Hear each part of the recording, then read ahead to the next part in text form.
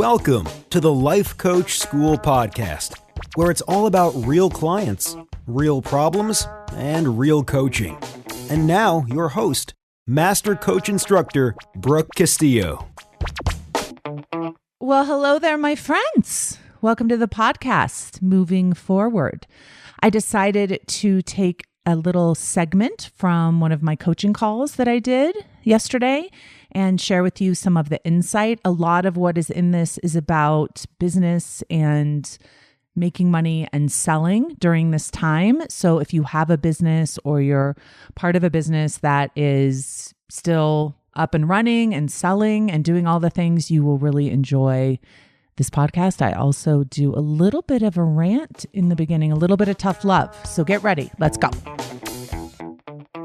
All right, my friends, let's do this. I want to start with a little bit of some tough love. Are you guys up for some tough love? Some of you need it, and I'm going to give it to you. I give it to myself a lot, so you are in good company. Here's the deal. Your life as a human, your human experience is not supposed to be a vacation. It is not supposed to be easy, and you don't have a right to claim any of it. Isn't it crazy? Like, this is the part that killed me when I was giving myself this little self-love. It's like, I don't have a right to hot water. I don't have a right to Wi-Fi. I don't have a right to a bed. I don't have a right to shoes. I don't have a right for any of this stuff, right? This is my human experience. My human experience guarantees me that I will have life and the opportunity to die. That's what we get. That's guaranteed, right? Like, I was thinking about my ancestors and everything that they went through so they could survive and reproduce and have children so we could now be here, right? They gave me the opportunity to live a life and die. That's it. That's what we got. So let's get some perspective on what we think our lives should be and what our lives are. And just remember, oh, right, I keep comparing my life to what I think it should be. Okay? Whenever you do that, you're going to suffer, especially if how you compare your life to what it should be doesn't match. Second thing I want to offer is don't forget to use that imagination for good. Use it if you're going to think about the future. Think about the good things. Think about the opportunities, the wonderful things, right? At least give it as much airtime as you do the bad things. Okay, that's what I want to say. 50-50, let's do the balance. I posted in my Slack to my certified coaches before I got on this call, and I said, hey, tell me what everyone's struggling with, because I want to address it on the podcast and I want to address it in my coaching calls. I want to make sure that I'm covering the topics that people most want to hear about. And I'm going to hear about them all from you today, and I can't wait, and I'm all in for coaching you. But here's what I want to say first about what someone posted in there. One of my coaches posted that she's been coaching a lot of clients who are mad, and she's coaching a lot of clients who have people mad at them. And I think this is very normal, and I want to explain to you why. So if you're someone and you feel like people are mad at you, or if you feel mad at people, I want to explain to you why that might be. So what's going on is that the world is uncertain. So your brain is freaking out, right? So your brain is saying something's gone terribly wrong, and immediately you feel like a victim. Immediately you feel powerless. That doesn't mean you're doing something wrong. It means everything's working right. But victims are always looking for villains, right? When we feel like we're victim, we're like looking for the villain because we want to feel angry instead of afraid. Okay, so anger is actually very normal at a time like this. Everybody else is doing it wrong, and we're doing it right.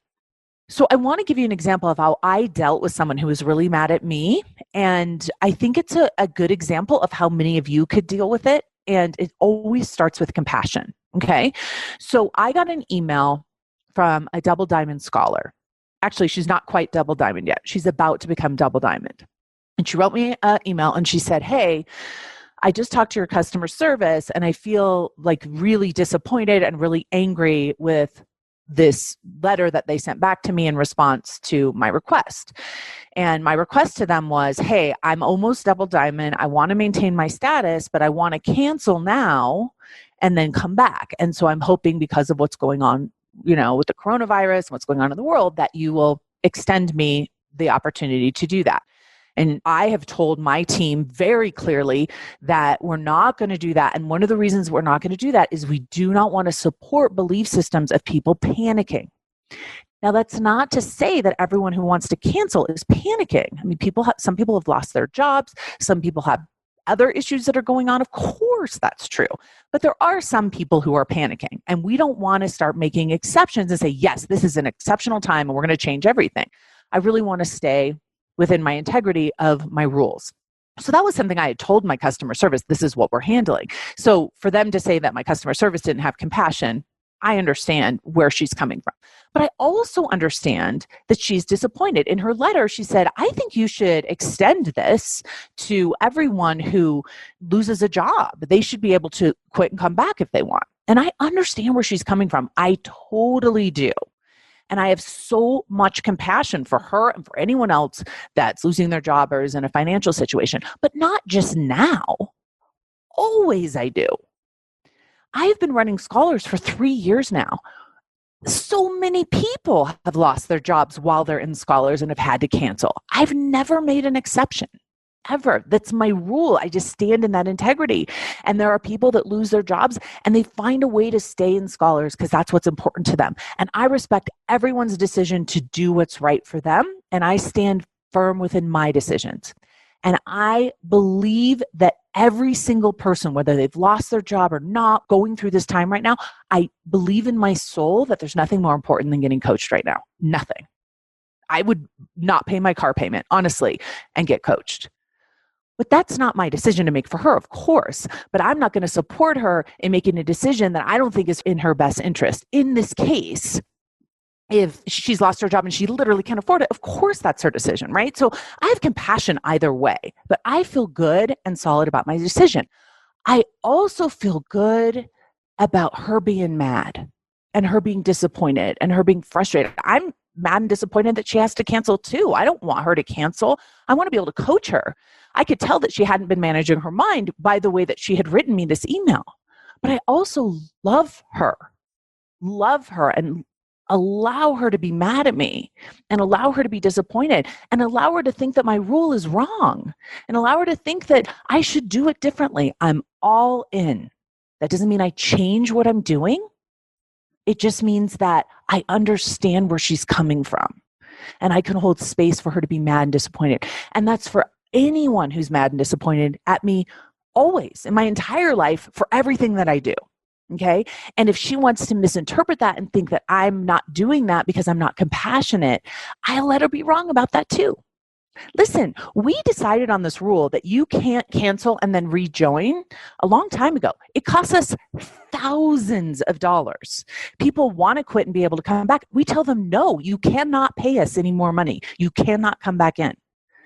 Listen, and it's not because we don't love you. It's because we do love you. And we want to hold the space of people in Scholars who are all in. I feel good about the decision. I feel so proud of what we've created here. And I feel so proud of how integrity we've stayed.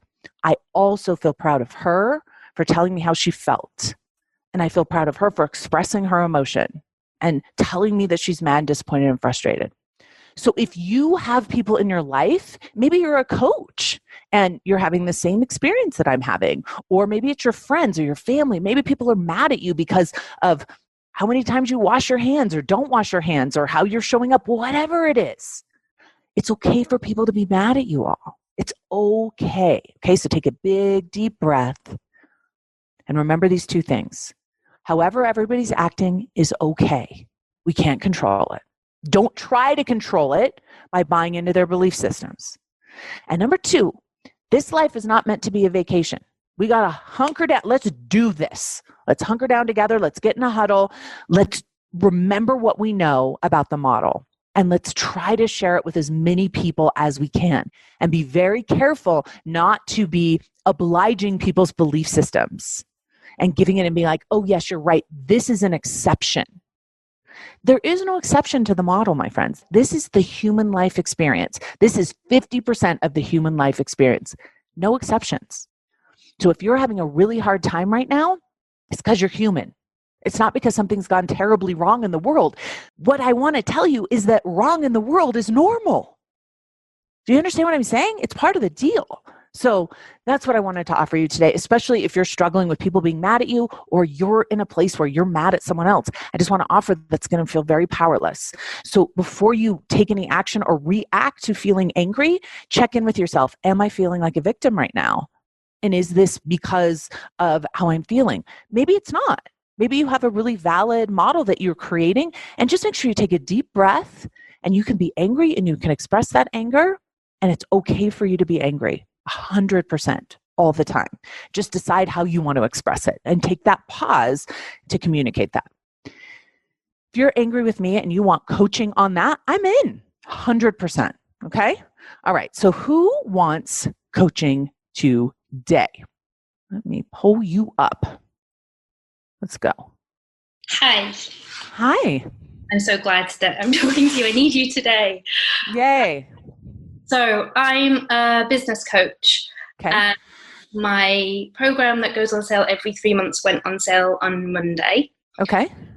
And I'm having so many feelings of shame around selling during this time. And so much of what you've already said is really appropriate to me. And I've been trying so hard to figure out what the thoughts are, because I do believe in the value of what I'm offering. Mm-hmm. I do see how people need it almost now more than ever, because the program I offer it's a very really specific program where you just do 15 minutes of action every day. Yeah. So it's really transferable to what people are going through right now. 100%. I still feel all of this shame. What is the thought that makes you feel shame? So someone emailed me this morning and said that I was monetizing tragedy and I was exploiting people. Mm-hmm. And I think that it's that, maybe not in those words, but it's that fear that... So here's the thing. Is that true? Is that what you're doing? No. Tell me, is there a drop of truth to any of it? I think... Are you oh, great, a tragedy? No. This was something you had planned. Yeah. This is a way that you can help business people. This is your work. Yes. This is what you do for work. So this is how you feed your family. This is how you make your money.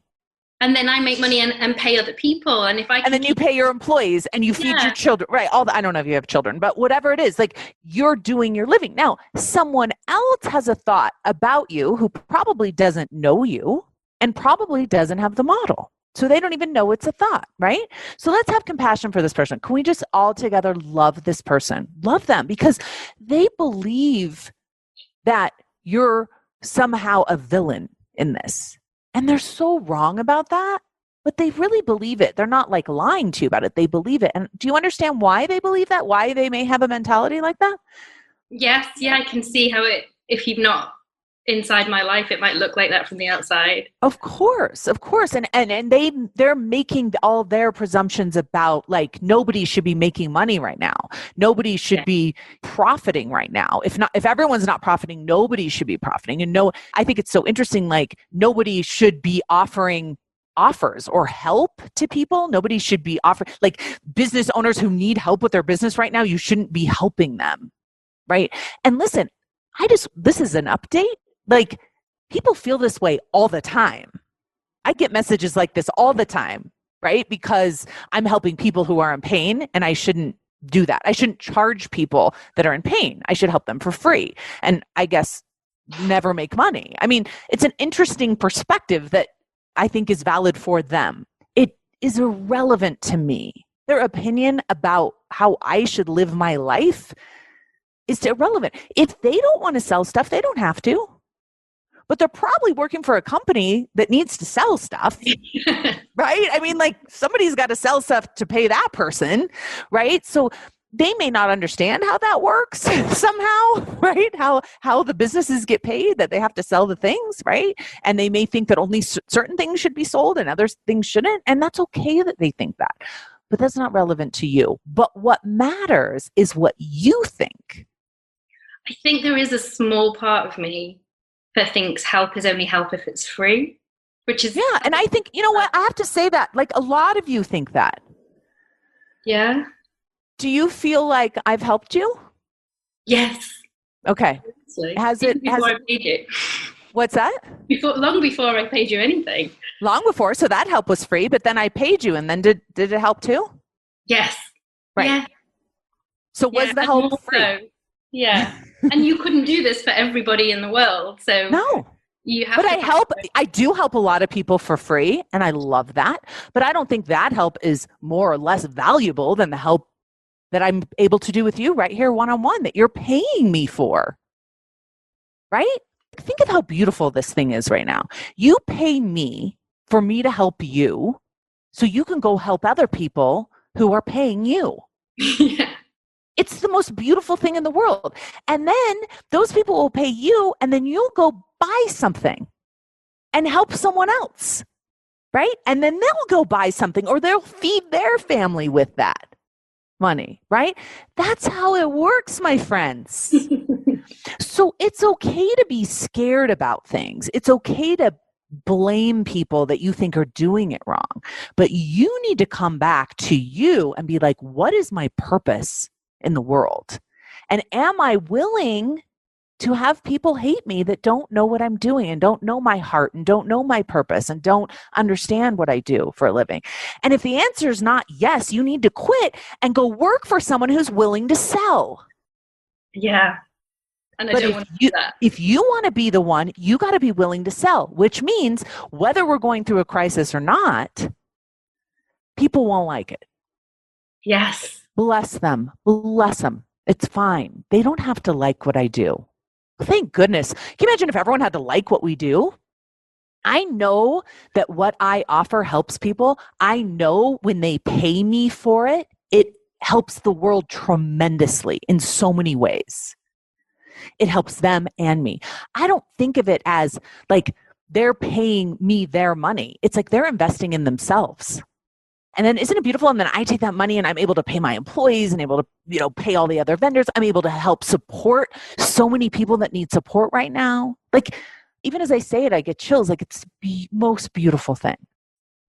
And you being able to go out there in the world and sell your heart out with all those jeering haters is what you're being called to do. And there will be someone who will buy from you and be helped by you and who will be able to make money because of you that will thank you for being so courageous in doing that. Do you want to disappoint that person, or do you want to disappoint the person who sent you the DM? I already had a couple of people say, thank you for showing up and selling, because they are feeling the same and they wanted to see someone doing it. So of course they are, right? And so I think it's good to be aware of what's going on in the world and to make sure your selling is appropriate for what people are going through, of course. But I also think I will never apologize for making an offer to someone to help them and for them to pay me money for them to help them. That is a beautiful thing. And I will always pay other people to help me too. That is a beautiful thing. And that's how it works. When we spend money and we sell, that's what keeps the economy going. If everybody stops spending money and stops selling, nobody makes any money. There's no growth. Yeah. Right? So I feel personally, I'm going to do my part in this for all the people that work with me and for me. I'm going to be an example of that. And especially to the people who need what I have to offer them. Yes. That's it. So you need to figure out what you want your thought to be. And then just have my own back with it and believe in it. Yeah, I'm willing for people to hate me in order to help people. That's what I needed. Thank you. Hell yeah. Let the haters come. They're going to come, sister. They're going to come and they're going to DM you and they're going to tell you and they're going to sit back and complain about what you're doing. This is what I offer to them. Just because I'm a little snarky that way. If someone is complaining a lot and super mad at me and yelling at me, I'm like, hey, I can help you with that. Self-coaching scholars, $297. I know you're really mad and upset right now. Come into my program. I can help with that. I love that. Right? And listen, there's a lot of people out there that can't afford us right now. Of course they can't. And listen, we're not forcing them to buy. We're not pressuring them to buy when they can't buy ever, right? And that's okay too. And for those people, we have all the free content. Yeah. That they can benefit from. You got this. You got this. This isn't anything new. This is the challenge of standing up and showing up in the world and being willing to step away from the crowd. You're right. It's the same stuff that comes up every time I sell. Of course it is. Of course it is. But now you have an excuse to maybe not do it. Yeah. Do not give into it. Do not do that. You got this, sister. So all right. You got it. All right. Who's next? Let's go. All right. What do you got? Okay. Here's the deal. I met a guy a week and a half ago, rock climbing. Okay. I just got divorced, been married for 12 years. This is the first guy I've met since that. Okay. It was amazing, Brooke. It was so wonderful. I totally fell for him. And he's Australian and lives in Germany. Mm-hmm. And so he flew back and we were going to see each other in June because he was going to come back out. But now there's a travel ban. Mm-hmm. And we were texting, but it just couldn't keep it together. I was creating all this emotional suffering around like his texts and then his not texts and the fact that it was like, wait, we need to coin this term, y'all. His not texts. I coach so many people on his not text. Yes. I have to write it down. I have to share that with Cara for sure. Okay, so, I mean, I don't know when the travel ban is going to end. I don't know when we're going to see each other. And I knew I was ruining it. Like I was building up so much resentment and making this whole story. And so I just decided, and I just was really honest. And I said, hey, if you ever come back to the US, I want to see you again. So here's my email. The texting's not working for me. And I got off and I totally know I changed a C to make the T's and the F's better. And it worked for like a couple of days. It always does, my friends. It's always temporary. That's why this situation is so awesome for so many of you guys that can't change the C. You're like, what? Yeah. Yeah. So you're a C changer. Totally. And I was like, oh, I'm so in like control. And like, once the travel ban's over, I'll just get back in touch and I'll go fly out to meet him and it'll be fine. But Brooke, I like wake up, can't shake it. I like wake up every day and I just feel depressed. And the thought is I'm never going to see him again. Mm-hmm. And I can't get over it. Okay. So this is the perfect relationship for you, obviously. You know that on some level. Yeah. And I want to like fix it, like bring him back so I don't have to do the work. Yeah. I mean, the universe knew, let's send you the perfect guy and he's going to live in Germany. And then there's going to be a pandemic where you can't see each other. Yeah. I can't even tell you how perfect that is for you. And you showed him you're crazy early, which I think is great. Yes. Because you're like, here I am. Are you still in? Yeah. Yeah. And he was all in for those 5 hours that we knew each other. Yeah. Yeah. So here's the thing. What you're thinking right now is I'm never going to see him again. Yeah. That's not helping. No, it feels awful. I have no motivation to do anything. I just want to buffer and sleep. I have like no goals for my life anymore. I'm just like, when's the travel ban going to end? And that's But listen to me. You have this thought, I'm never going to see him again. And so then you feel panicked and freaked out. And then you tell him to stop texting you. Yeah, I cut off all contact with him. Yeah. So let's look at that model again. I'm never going to see him again. Panic.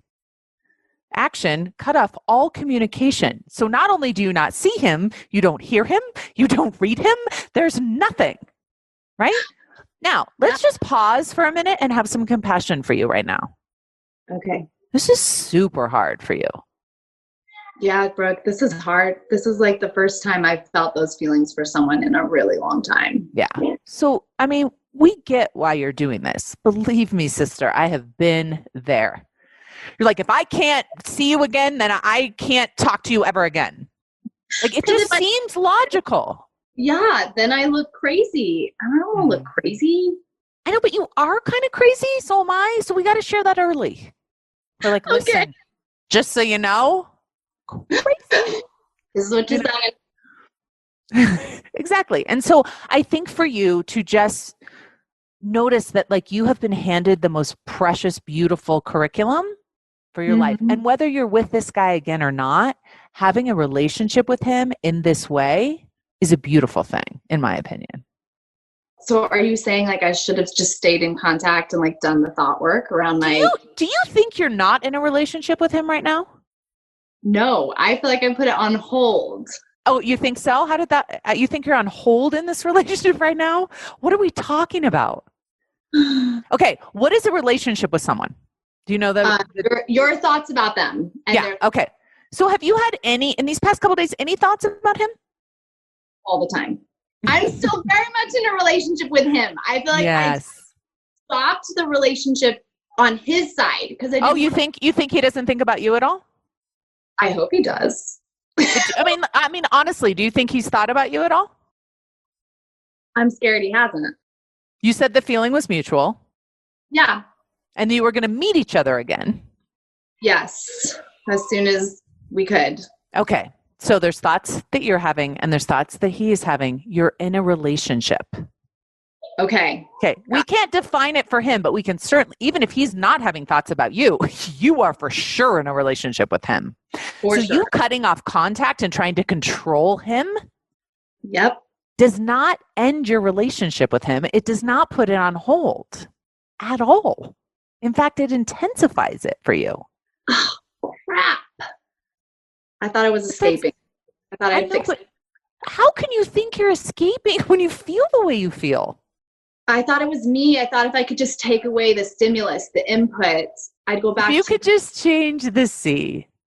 But why would you want to go back? Because I felt normal before I met him. I felt in control. I felt centered and grounded. And that was, of course, before I had met him. Sorry. Children home. Hey, one second. Okay, Can you have food on my plate? So I also feel like shame for even missing him when I should just be taking care of my kids. But listen, you felt normal, but you didn't feel like you had someone in your life that you liked this much either. Yeah, that's true. This is the most I've ever liked. Yeah. So you got to be willing. All right, I'm going to let you go because you're losing your internet and your kids. Isn't it fun having kids at home, my friends? So good. But here's the thing. Like, she's trying to control the sea. We're all trying to control the sea. And we think that'll end whatever's going on here. Like, some of you think, when this virus is gone, when the travel ban is lifted, when all this stuff changes, then I'm not going to ever feel a negative emotion again. We tell ourselves these lies. You're still going to be you. You're still going to be human. Life is still going to be 50-50. And unfortunately, my friends, you're still going to have a brain. Did I say unfortunately? We can tell where my brain's been lately.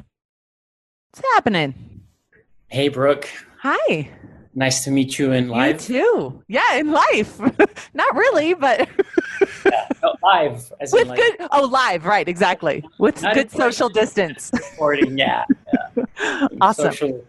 So what I wanted to talk about was I've been wrestling with feeling anxious and discouraged, and a lot of it has to do with, I guess my C line is just looking at around me and the impact of, the coronavirus. Yeah. And I've been telling people it's not the coronavirus, it's the corona fear virus. And I'm more scared of that than I am the coronavirus. Yeah, right. I feel like it's going to have a bigger impact. And so my thoughts are, I just finished weathering one financial storm. Yeah. Like 2 months ago and barely getting up on my feet. And so my thought is I can't weather a second storm so close. Why? And you're like super good at it. You just did it. I know, because I don't have like my emergency fund built up. But that doesn't mean you can't weather it. Of course you can weather it. I guess I can't weather it the way I want to weather it. Okay. I mean, if we're going to have a thought, let's be honest about it. Yeah. You can weather it. You just can't keep your things exactly the way that you want them and control the world, right? Yeah. So for me, business is like a race, and it's fun. I enjoy it, and I get to be on the track and I'm racing with other people. Whether I come in first place or last place, I got to run in the race. Yeah. And I enjoy that. And with the last financial weather that I had to go through, and now with this, I feel like they took me out of a track race and threw me into, what do they call those, mud rudders? Yeah. Like where you have to like. Hell yeah. Game on. Let's go. Yeah. You can't run through the mud. Like so let me ask you this. Would you rather not be in the race, or would you rather be in the mud rudder?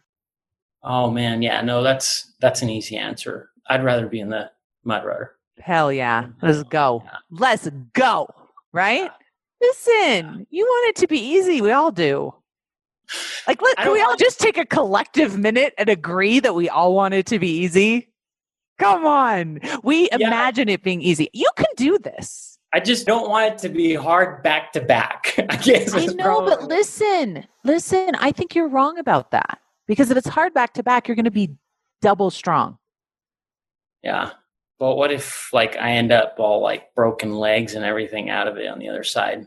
Not going to happen. But if it does, you'll just get a cast and wait a couple months and you'll be fine. Yeah. The way you're thinking right now is not fun. But a mud rudder, I have heard that a mud rudder can be fun. They look fun. Right? Isn't that interesting to say out loud? I like watching other people do hard things.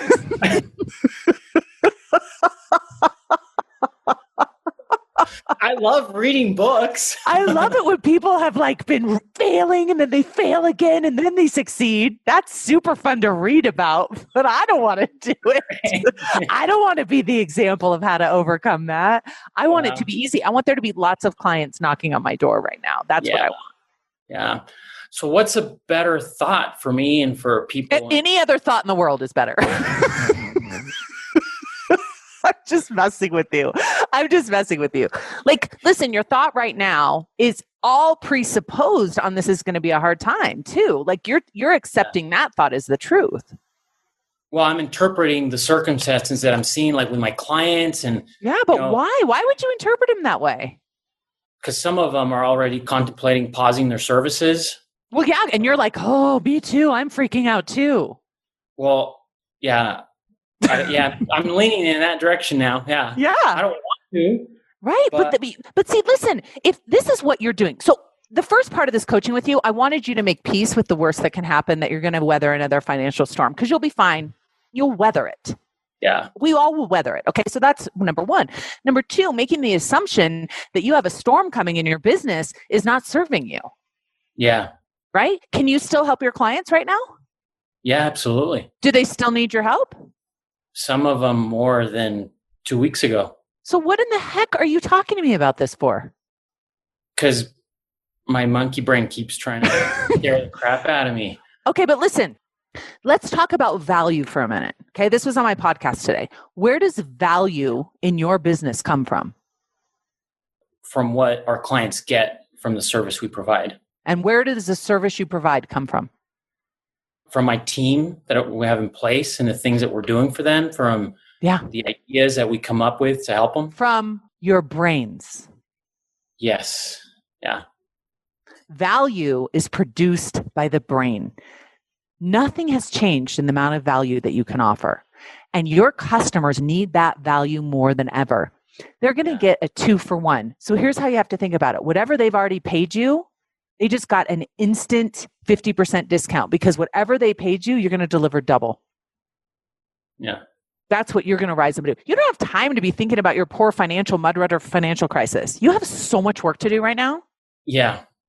You're like, here's the situation I thought you were in. Now you're in a different situation. I'm going to help you make more money. What did you say you do for them? You help them make money? Sorry. Yeah. I own a marketing company. Okay. You got to market to your clients. Yeah. We got to keep everybody's head straight, right? If everyone keeps spending the money that they do have, those of us that can make money right now have an obligation to do it. Yeah. In my opinion. Yeah. People are afraid they're not going to spend money, but they still have the money. They're just freaking out, holding on to it. Some people. Now, some people, that's a different situation, but you need to gauge which ones those are. And if you lose a couple clients, you got to go get some more. They need help right now more than ever. How are they going to do what you're trying to do with them? You need to show them. Yeah. How to do that with their clients, and then they can do it, and it'll be collective. Yeah. Up until about last night, I finally said, okay, I need to call all my clients. But before that, I had been resistant because I didn't want them to think, oh, it's just calling because he thinks that we're going to cancel his services. No, you call them and you say, how can I help? What can I do? Are you afraid? What do you need from me? I just want you to know whatever you've paid me, I'm delivering double right now. Let's go. Yeah. And that's what I did for all of you guys in Scholars too, right? Yeah. I'm doubling down. Let's go. Double down. Right? So whatever you're paid me, I'm going to give you double because that's the value that I can produce in the world. And same with you. So is that the new thought? Like, because right now it's like, I can't weather a second storm. Okay. And let's talk about why that's such a terrible thought. The first reason why it's a terrible thought is it presumes that you have a storm. Yeah. Which is just something you've made up in your mind. Yeah. Okay. You have no evidence that you're going to have a storm. No. Zero. Well, I'm a prophet. I'm foreseeing it. No, it's a sunny day. Yeah. Are you in business? Do you have clients? Do you have employees? Is everyone getting paid? Is everything happening? Right? So you're projecting a storm and that's what you'll create. Okay. So that's the first problem of you thinking about, you're like, I'm going to have to weather a storm, except that it's sunny outside. Yeah. You're outside on a sunny day with an umbrella and a ski outfit. It's really nice outside. That's what you're doing right now. Okay. So first of all, that's why that thought isn't working. So right now, there is no storm in your world. Is that true? There is no storm yet. Yeah, you had to throw the yet in. So just notice how attached you are to this storm. You're really committed to it. What if you committed to, I am going to be an example of what is possible? Yeah, that's what I want to be. Let's go. I want to be that. I want to be that. That's well, then you can't be in love with this storm that's not coming. Yeah. This is your opportunity to make your team, your clients, your business better. What can you do better? That's what you should be focusing all your energy on. Instead of, I can't weather a storm. And hey, if you can't weather one, which that's not true, you can, but if you can't, what are you going to do to make sure there's not one? Clean up that brain of yours. Let's go. Yeah. Work as hard as you can to clean up your brain and help your clients clean up theirs. That is your job. Yeah. Do not indulge. And I've been indulging all last 3 days. Okay, here's your new thought. Mm-hmm. You create the weather. Oh, I like that. Okay. Create the weather. You're welcome. Now you have work to do. You got to go. Thank you. See you later. All right. Who we got? Who's next? There's so many of you. I love you all. Can we just hug it out together, all of us? Okay. Oh my God. I'm so excited. Holy cow. Yay. So how do we apply that to someone who's a weight loss coach? Like, I'm not concerned about my clients canceling or anything like that. Yeah. But going out to get new clients when there might be more important things going on. What's more important than someone's health right now? Please tell me. Nothing is more important than someone's health. I agree with that. If my focus is weight loss, and that's the result people want, although we know what it takes to get there, but I'm selling the outcome, I need to sell it differently then. Is that what you're saying? No. Health for weight loss, mental health, the reason why people overeat. So many people are at home eating their faces off right now because they can't manage their stress. You know, you're right about that. Yeah. People are buffering more than ever. They need you more than ever. They don't want to come at the end of this 3 months and have gained 15 pounds. And this is what I keep telling everyone. I'm like, no better time in the world for you to pick a goal, a 90-day goal, and go for it. You could say the point in my life when I changed my life is when we as a country, as a world, suffered with the coronavirus. That's when I finally got serious about losing weight. That's when I finally got serious about stop overeating. That was the moment for me. And I can't even tell you, so many people that I've been talking to are like, I need to focus my brain on something other than this. This is a great opportunity. I'm going to come out of this like that. And it's so important for us to take care of our health. Like, I'm not just talking about lose weight health. I'm talking about mental health. Yes. Like, your people need you. And the buffering is out of control right now with people. Out of control. Okay. That makes sense. I just keep 100%. thinking of all these people at home and they have kids at home and they're trying to do all this stuff and they're like, oh, I don't have time for that. But you have to think, okay, listen to me. All of you guys that have businesses, you can't think about the people that genuinely can't hire you. People that are home and they're taking care of their kids full time. Those aren't the people that you need to be targeting right now. Even though they need you, it's impossible for them to hire you. But there are people that are home. Like, let me imagine a person for you, a person that normally goes into the office and has a really clean routine. So they normally wake up, they're able to go to the gym, they're able to go to the office. They don't have a lot of skills for managing anxiety and stress because they've never had much anxiety and stress. Now, all of a sudden, they can't leave their house. They're at home. They don't have any social outlet, right? And they're overeating all the time. Like, those are the people. You target people that have the money and want to hire you. There are hundreds of people that want to hire you right now that need help. And that have thousands, right? And that have the money to do it. You need to find them. That is your responsibility to find them. Don't go after people that can't hire you and don't have the money and are mad that you're selling. Okay? Can I get an amen from everyone? Amen. Those are not our people. There's a woman right now sitting in her house wishing that she could talk to someone instead of eat everything that she hoarded from the grocery store. Yeah. Right? That's your person. Go find her. Okay. Let her know you can help. I'm going to. She's all in. You just let her know you can help. Awesome. Thanks. All right. You got it. All right, my friends. Well, that turned into a themed call, which I love. I love it when everyone's kind of dealing with the same thing and we set it up that way. I love it. I'm going to post this to the podcast because so many people need to hear this. Thank you so much for everyone that asks for coaching. I love you guys so much.